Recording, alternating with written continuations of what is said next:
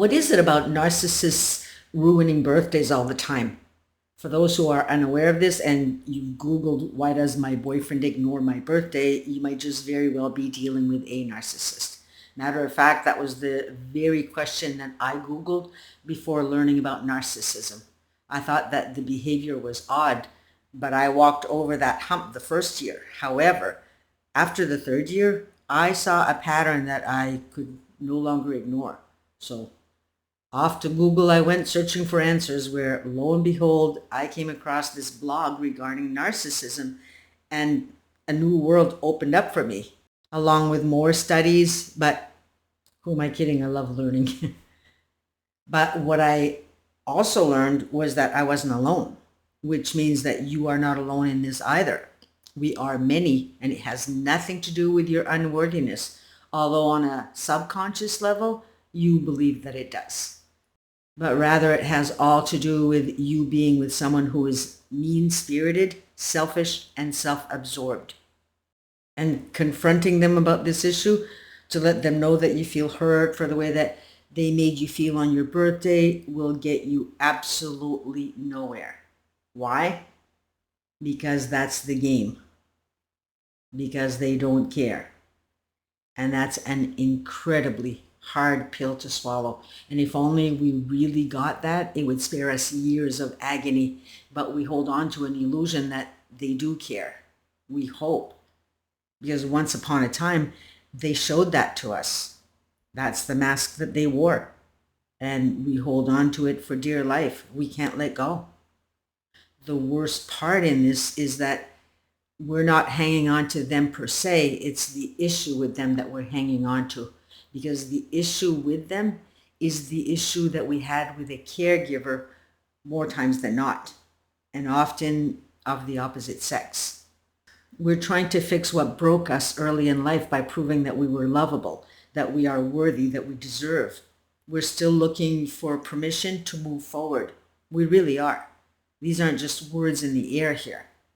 So there, I've had my say on that one. So now let's talk about what they do when it comes to your birthday. Your birthday comes around once a year, a day to feel loved, celebrated, remembered, but instead they forget, they disappear, or they pick up fights so that you spend the day crying. It's not an accident. Narcissists do this because your special moments threaten their control. So while you're crying, they're smiling with a victorious feeling that they were able to write the script and have it play out just as. These are monsters. Let's break down exactly how they do it and how they twist your birthday into a weapon. Narcissists intentionally ruin your birthdays. No gifts, no cards, and maybe you're thinking that they forgot, but that thought pretty much goes out the window when people are popping by with cards and well wishes. It's extremely hurtful, especially when we go out of our ways to make them feel really special on their birthday. I mean, we go overboard. We make them their favorite meals or take them to the best restaurants. We buy them special gifts, expensive gifts. We plan surprise parties. Hell, we plan their birthdays sometimes weeks in advance, at least in our minds anyway. But months later, even if it were a week later, and it's your special day, you get zilch. I want you to pause for a moment and take note. The reason that you do all of this overboard stuff is about love, yes, but you're also trying to please the unpleasable, just like it was when you were a child. Please, someone, look at me, see me. I exist. I am here. I have a voice. I'm a human being. So how does it make you feel? You get up in the morning and no mention of your birthday, no card, no hug, but you wait. Maybe he's up to something. He's up to something, all right. And all day long, you secretly wait. You wait for something, for some acknowledgement that you matter. A happy birthday wish even. But that moment never comes. And it's something that never goes away. We remember always. And that's because it pained us deep in our souls. It wasn't about the gift. It was about the inconsideration, to be left feeling so low. How can you forget that? I ask again, how does that make you feel? How do you feel about the idea of letting them know you're upset? Upset that they aren't doing anything special for you? Do you feel small and insignificant? Do you feel a tinge of shame and embarrassment for mentioning it? It's why you aren't saying anything, right? You're afraid. I mean, a lot of us don't talk about it, but we do feel that. And why is that? Because when you were little, they made you feel shame for existing somehow. You were in the way. They didn't have time for you. We don't have to be put down to call a relationship abusive. Being rejected, purposefully or not, being acknowledged as a child is the number one thing a person needs to survive in this world, because without it, they cannot move forward. They'll never accomplish their dreams. Goals will feel almost impossible, like running against the wind. Acknowledgement, it is key for survival. But even though you didn't get it, it isn't too late, because acknowledgement of self is the thing that's going to heal that old wound and move you forward, for those willing to do the work, of course. You don't want to carry this shame any longer, because it's worn you down. It has bled in all areas of your life. It's why some of you attract friends who seem to talk more than you. You don't seem to exist there either. Just enough cookie crumbs gets you to stay in those relationships. Permission. We're always waiting for permission. The right to speak up. The right to feel that we feel freely without harsh judgment and criticism. That constant whisper that keeps saying you don't have the right. And then people get on us for being passive aggressive. What choice do we have? They don't give us permission. And so now that we process this, it's in our hands to take what's lawfully ours, the right to breathe, to give ourselves permission. I want to get back to where I was regarding the unappreciative responses by narcissists. Let's talk about them and how awful they are. Feels good, doesn't it? If you take them out to wine and dine, they will complain about the food. They'll barely talk to you, but be really outgoing with the waitress or waiter. The shirt that you bought them, they'll bluntly tell you that they don't like it. I mean, doesn't that make you feel awful? Like you did something wrong again and you're just not good enough? You're being triggered here. The last narcissist in my life, and yes, I had 3. I guess it took me a few for me to learn, but the last narcissist, it was the first birthday of his that I would spend with him. Oh boy. He had mentioned that he wanted a laptop once, and I took note of that. So when it came to his birthday, I bought him a laptop. I was so excited to see his face and so disappointed when I did. He had this huge disappointment on his face, and he didn't say anything for hours. So eventually, after probing him, he took me with him, since I had paid for this, right? And he exchanged it for one that he wanted. And after that, he was on it 24/7. So obviously happy, right? But I never got a thank you. And to boot, I was the one left feeling horrible.